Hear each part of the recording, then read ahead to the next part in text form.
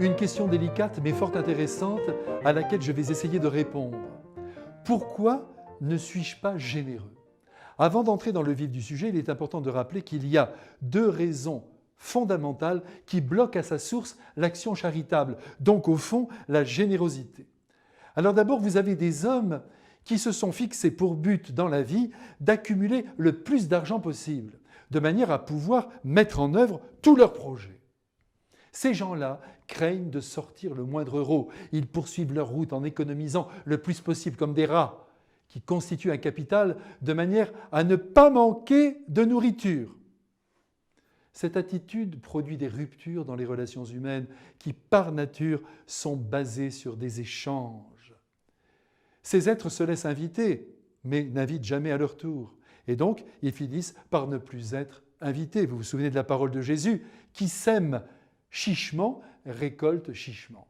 Et puis, vous avez d'autres personnes, alors là, apeurées par l'avenir, angoissées à la seule pensée qu'ils pourraient demain se retrouver sur la paille. Et là, nous pensons non pas aux fonctionnaires, mais aux commerçants, à ceux qui exercent des professions libérales ou qui sont en CDD. Alors tout cela, ils ont tendance à ne rien dépenser.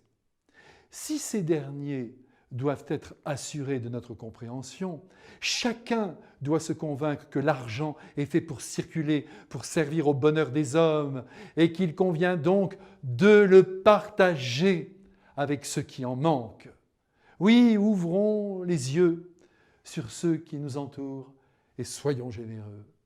Certes, gardons, comme nous y invite le célèbre dicton, une poire pour la soif, et même un panier si cela nous rassure, mais par pitié, partageons ce que nous possédons. Quelqu'un est dans le besoin, il est dans le rouge comme on dit, il faut l'aider. C'est arrivé ces derniers temps en raison du coronavirus.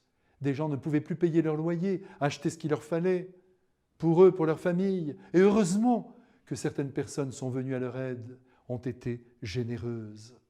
Alors comprenons bien qu'être équitable dans notre charité, ce n'est pas partir de nos propres moyens pour donner proportionnellement ce qu'il conviendrait de donner, mais c'est répondre aux besoins qui se présentent, quoi qu'il en coûte. Un dernier mot, on peut donner son temps aux autres, et c'est très généreux, mais il faut aussi s'obliger à donner un peu d'argent, parce que l'on a tous tendance à le glorifier, et c'est mauvais. À bientôt.